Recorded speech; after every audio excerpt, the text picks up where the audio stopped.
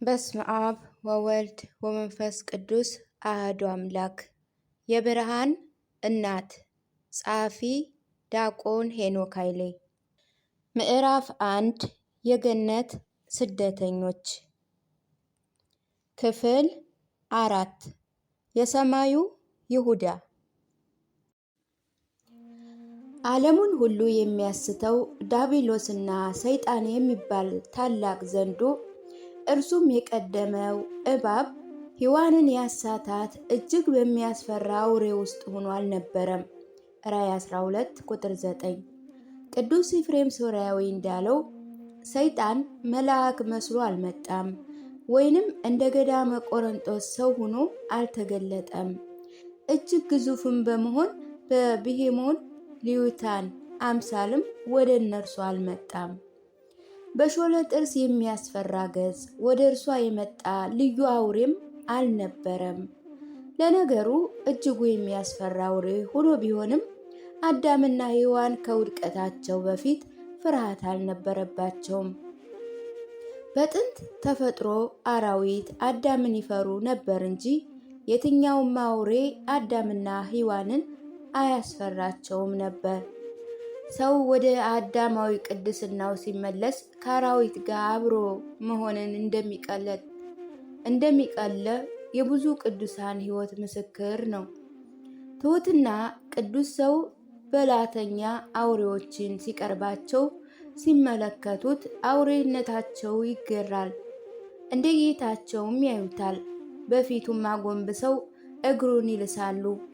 አዳም በገነት ሳለ ስም ሲያወጣላቸው የነበረውን መዓዛ ከእርሱ ሲወጣ ያሸትታል ይላል ይስሐቅ ዘነናዊ። ሰዎች ከእንስሳት ጋር በቃል እስከ መነጋገር በሚደርሱበት በዚያ የፍጹምነት ዓለም ውስጥ ሰይጣን ወደ ሔዋን የቀረበው የሰው ልጅ አሁን ውሻን በሚቀርብበት የታማኝነት ልክ ለአዳምና ሔዋን ቅርብ በመሆን እባብ ነበረ። የዛሬውን እባብ አታስቡ። ዛሬ ከእባብ እንዴት እንደምንሸሽና እንደምንጸየፈው አድርጋችሁም አታስቡት። ከመጀመሪያው እንዲህ አልነበረም። እባብ የሰውን ልጅ ቅርበው ከሚያገለግሉ እንስሳት አንዱ ነበረ። ከሰው ጋር ያለው ጥላትነት የመጣው ከእርግማን በኋላ ነው ይላል አፈወርቅ። አባ ዮሐንስ ዘደማስቆም እባብ ከአራዊት ሁሉ ለሰው የቀረበ ነበር። በአማረ አካሄዱ ቀርቦ ሰውን ያነጋግረው ነበረ። በአታላይነቱ ለሰው የባሰውን ክፋት አስተዋወቀ። ምዕራፉ ሲጀምር እባብም እግዚአብሔር አምላክ ከፈጠረው ከምድር አውሬ ሁሉ ይልቅ ተንኮለኛ ነበር ብሎ ይጀምራል። ጌታችን ለደቀ መዛሙርቱ በተኩላዎች መካከል እንደ በግ ሲለካችሁ እንደ እርግብ የዋህ እንደ እባብ ብልሆች ሁኑ ብሎ የእንስሳቱን አንዳንድ ምሳሌነት ሲጠቅስ እባብን በብልህነት አንስቶታል። ቅዱስ ጳውሎስ ነገር ግን እባብ በተንኮል ሔዋንን እንዳሳታት አስባችሁ ተበላሽቶ ለክርስቶስ ከሚሆን ቅንነት ንጽሕና ምናልባት እንዳይለወጥ ብዬ ፈራለሁ በማለት የእባብን ተንኮለኝነትንም ገልጿል። ከተንኮል ባሻገር መጽሐፍ ቅዱስ እባብን የተሳለ አንደበት የነበረው መሆኑንም ምላሳቸውን እንደ እባብ ሳሉ በማለት በንጽጽር ይናገራል።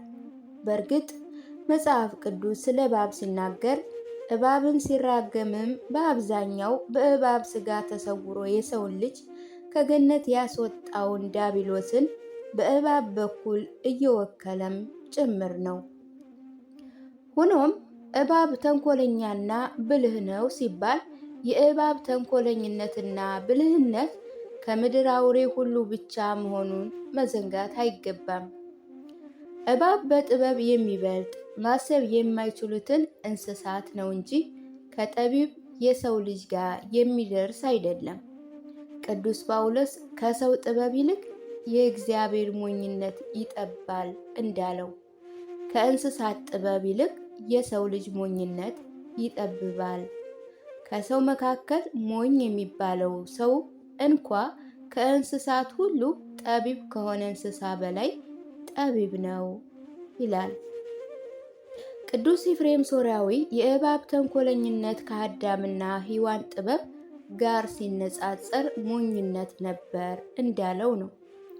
እባብ ከሔዋን ጋር ያደረገው ምክክር ወደ ዝርዝር ይዘቱ ሳንገባ ውይይቱ በራሱ ስህተት ነበረ። ሐዋርያው አትሳቱ፣ ክፉ ባልንጀርነትንም መልካሙን አመል ያጠፋል እንዳለው ሔዋን ከእባብ ጋር እንደ ባልንጀራ አፍ ላፍ መግጠሟና ከዚያም አልፎ ከእባብ ምክር መቀበሏ ብቻ በራሷ አሳፋሪ ስህተት ነው። ሔዋን ልትፈጠር ስትል እንደ ምክንያት የተነገረውን ቃል አስታውሱ። አዳም ለእንስሳት ሁሉ ስም ካወጣላቸው በኋላ ነገር ግን ለአዳም እንደርሱ ያለ ረዳት እንኳ አልተገኘለትም ነበር ይላል። ለአዳም እንደርሱ በእግዚአብሔር አርአያና አምሳል የተፈጠረ ረዳት ከፍጡራን ሁሉ ስላልነበረው ለእርሱ ረዳት ልትሆነው የምትችለውን ሔዋንን ከጎኑ አጥንት ወስዶ አበጃጅቶ ወደ እርሱ አመጣለት።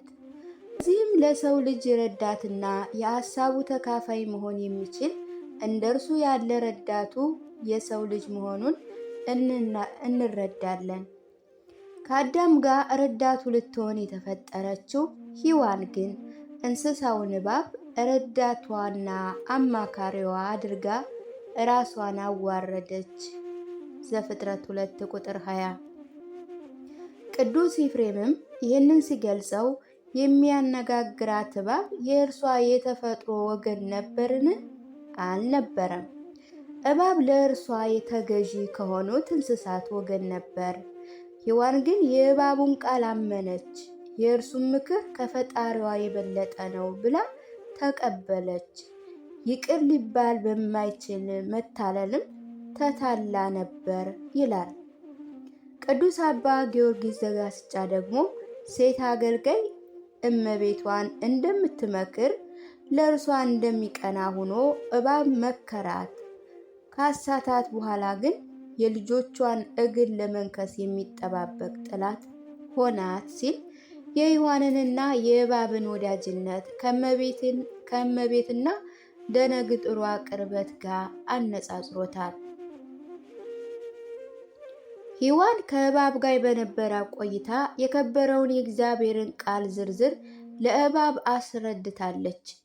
ከዚህ ብሉ የሚል ትእዛዙንና ከዚያ አትብሉ የሚለውን ሕጉን በረድፍ በረድፍ አድርጋ እያስቀመጠች አምላክ ላከበረው ፍጡር ለአዳም የነገረው ምስጢር ለተናቀ እንስሳ ስታብራራ ዋለች።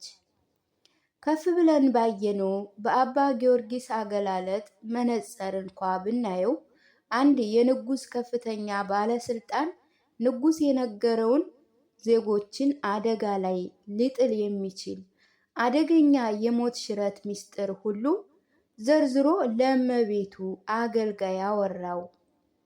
ሔዋን ግን የሰው ልጆችን የዘላለማዊና መዋቲት እጣ ፈንታ የሚወስነውን መላውን ዓለም አደጋ ላይ የሚጥል ምስጢርና አምላካዊ ሕግ ለእባብ መተንተን ጀመረች።